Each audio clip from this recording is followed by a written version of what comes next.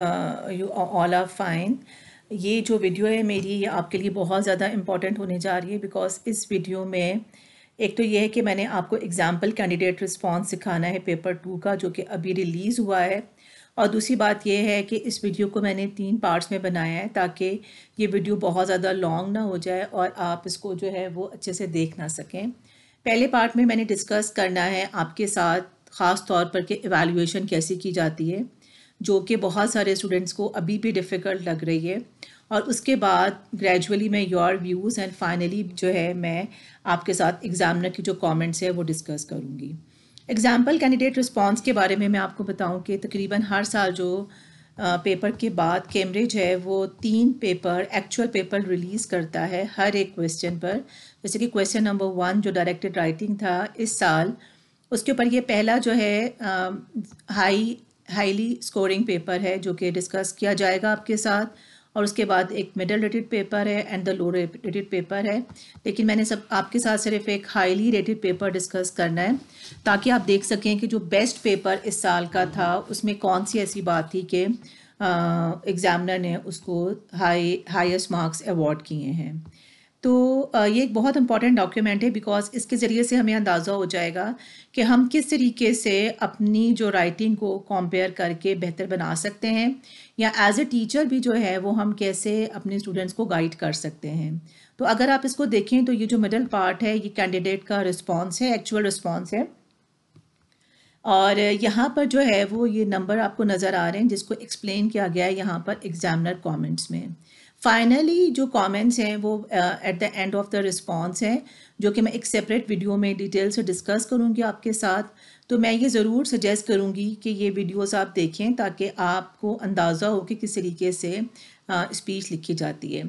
अच्छा, अब इस टेक्स्ट को तो मैं डिस्कस नहीं करने लगी क्योंकि टेक्स्ट से वीडियो बहुत ज़्यादा लॉन्ग हो जाएगी। मैं आपको वैसे बता देती हूँ कि ये जो टेक्स्ट था ना, इसमें एक टेक्स्ट इस चीज़ के ऊपर फोर्स कर रहा था कि जो जूज़ हैं दे शुड बी बैंड, और जो दूसरा टेक्स्ट था वो ये था कि use should not be band. और दोनों ने अपने अपने जो कन्विंसिंग आइडियाज़ थे वो टेक्स्ट में दिए हुए थे। और क्वेश्चन में हमसे ये कहा गया था कि आपने एक डिबेट प्रोड्यूस करनी है। तो चले हम देखते हैं कि किस तरीके से जो कैंडिडेट है वो इसका जो स्टाइल है उसको कैरी ऑन करता है और किस तरीके से जो है वो डिफरेंट एडवांस वोकैबुलरी या डिफरेंट टाइप्स ऑफ सेंटेंसेस को भी यूज़ करता है। चलिए स्टार्ट करते हैं इसको हम। Respected teacher and my dear fellows, good morning. I am Dash from class 10A. As you know, I want you all to take a moment and ask yourself if you enjoy a trip to the zoo or if it saddens you. To observe these poor animals locked in cages for their entire lives, locked away from their real homes in the wilderness. Today, I will be shedding light on whether or not zoos should be banned. तो आप देख रहे हैं कि बिल्कुल start से जो है कैंडिडेट ने ये बता दिया है कि इसकी जो ये डिबेट है इसकी 2 साइड्स हैं और ये इनके बारे में डिस्कस करने जा रहा है। तो ये स्टार्टिंग पैराग्राफ है शॉर्ट सा, इस पर एग्जामिनर के कमेंट्स देखते हैं कि the level of formality and tone required of the classroom debate context is consistently appropriate, कि बिल्कुल ठीक टोन है उसकी because it's a classroom debate। And जैसे कि वो कहता है कि गुड मॉर्निंग एवरीवन। सेकंड जो कमेंट है यहाँ पर एग्जामिनर का कि the response begins with an evaluative tone, prompting the audience to consider whether they enjoy a trip to the zoo or are saddened by। तो यहाँ पर जो है वो एक evaluative tone शुरू से ही हमें नज़र आ रही है। ठीक है, तो इसी तरीके से हमने भी अपने रिस्पॉन्सेस में अपना जो स्टार्ट है उसमें हमने एक इवैल्यूएशन का हिंट देना है। इवैल्यूएशन इज़ नॉट रीफ्रेजिंग और it is not summarising, no this thing. एक और बहुत इंपॉर्टेंट चीज़ देखें कि the candidate uses emotive vocabulary, जैसे कि उसने वर्ड पुअर यूज़ किया है एनिमल्स के साथ, या लॉक्ड अवे का वर्ड यूज़ किया है। ये वर्ड जो है इंटेंशनली यूज़ किए गए हैं ताकि रीडर्स को ज़्यादा कन्विंस किया जा सके, उसको इमोशनली जो है वो अपील किया जा सके। तो इमोटिव वोकैबुलरी जो है ये भी एक कन्विंसिंग टूल होता है। चलिए अब हम इसके एवैल्यूएशन को देखते हैं कि कैसे ये एवैल्यूएशन को करता है, टेक्स्ट के पॉइंट को कैसे प्रोड्यूस किया और उसके ऊपर कैंडिडेट ने कैसे अपनी एवैल्यूएशन दी है। The concept of animal treatment can often be paradoxical. Look at this word paradoxical. कैसे paradoxical है कि while many believe that a trip to the zoo gives them an opportunity to see and learn about different kinds of animal. ये तो एक side हो गई. But others जो हैं, the others believe that the worsening nature of zoos undermines the health of these animals.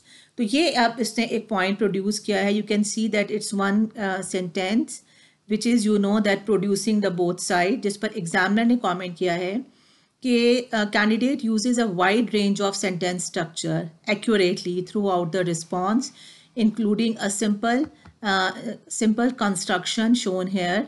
ये जो sentence है paradoxical, ये एक बहुत effective simple sentence है.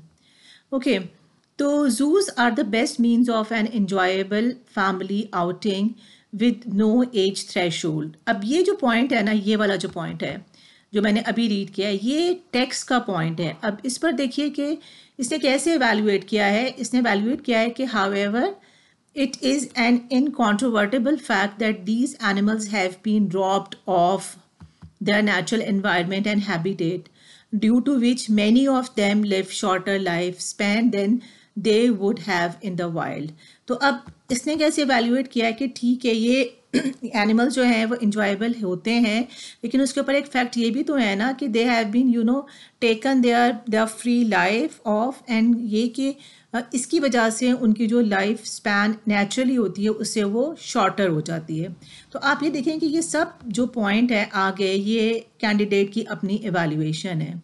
यानी कि उसने सिर्फ टेक्स्ट के पॉइंट को नहीं लिख दिया, बल्कि उसने उसको डेवलप किया है, उसको जस्टिफाई किया है, और फिर उसके बाद उसने ये जो एग्जाम्पल है इसको देख के उसने डेवलप भी किया है कि इसका इफेक्ट ये होता है कि जो एनिमल्स वहाँ पर रहते हैं उनकी लाइफ शॉर्टर हो जाती है.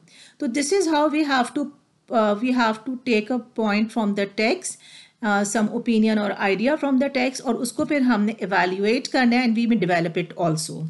अच्छा, अब हम देखते हैं कि यहाँ पर एग्जामिनर का कॉमेंट कर रहा है. The candidate develops an idea suggesting that animals' health is compromised by the overcrowded nature of nature. ठीक है ना, उसने ये आइडिया एक दे दिया यहाँ पर कैंडिडेट ने. अच्छा जी, फिफ्थ में कह रहा है कि the candidate gives acknowledgement of the paradoxical nature of animal treatment and the use of the phrase while many believe is indicative of evaluation. जैसे कि हम बात ये करते हैं कि other side believes that, my opponent say it, तो इसी तरीके से हमने evaluation को start किया है. So further evidences of evaluation is to be found with the use of the phrase it is an incontrovertible fact. तो अब look at the example of a emotive vocabulary robbed of, very strong word used here to make us realize कि something important has been taken away from these animals. आगे हम देखते हैं. अब writer जो next paragraph evaluation का है वो स्टार्ट करता है इन एडिशन से. तो अब इन एडिशन की वजह से क्या हुआ है कि ये जो बातें होंगी वो सब लिंक्ड हो जाएंगी पिछले पैराग्राफ से. तो एक कोहेरेंस एंड कोहेजन जो है वो थ्रू आउट द टेक्स्ट होनी चाहिए, और ये कनेक्टर से ही आती है. और ऐसा नहीं होना चाहिए कि हम किसी एक बात को कर रहे हैं और फिर हम उससे कोई डिफरेंट बात आगे से करना शुरू कर दें. हमारे जो आइडियाज़ हैं वो लिंक्ड होने चाहिए आपस में, हमारे सेंटेंसेस भी कनेक्टेड होने चाहिए. So let's see in addition. Many have argued. अब it is one more evaluation from the other text that juice are the perfect element to impart and raise awareness about the rising environmental problems which cause animal to become endangered or even extinct. कि बहुत सारे लोगों का ख्याल ये है कि इन्हीं जूस की वजह से हमें ये पता चल रहा है कि क्या इन्वायरमेंटल प्रॉब्लम है कि जो एनिमल्स हैं वो एक्सटिंक्ट हो रहे हैं. In contrast to this, polls have proved that 70% of staff in zoos are not specialized in animal care, which often leads to lousy care of animal.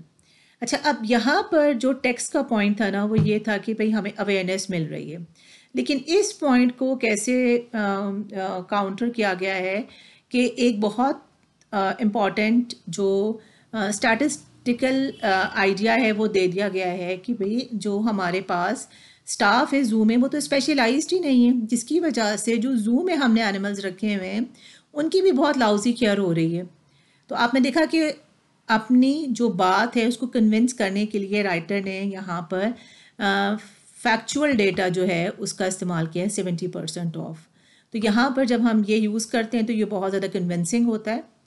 Look at the use of furthermore. Furthermore, zoos enable scientists to safeguard animals by observing and studying their behavior. This would be near to impossible to carry out in a wild habitat. कि ये point उन्हें बता दें कि यहाँ पर animals को study किया जा सकता है, साइंटिस्ट इनको स्टडी कर सकते हैं। In addition to this, a trip to zoo not only leaves visitors with a flood of joyous memories, but also aids in protecting endangered species by using the money paid by visitors to observe and impart knowledge about the various species present in the zoo. अब ये जो सारी बातें हैं ना, ये है कि भाई यहाँ पर जो पैसे हम पे करते हैं विज़िट करने के लिए, इन्हीं की मदद से जो है वो जूज़ के एनिमल्स को प्रोटेक्ट किया जाता है। However, it should not be forgotten that nowadays it is more important for zoos to make money rather than protecting the animal. तो उन तमाम बातों को उसने कैसे काउंटर किया है कि भाई zoos जो हैं वो तो एक बिजनेस है और उनका काम जो है वो पैसे कमाना है। At the end of the day, zoos are businesses which make money from caged animals, often living in poor health and living condition.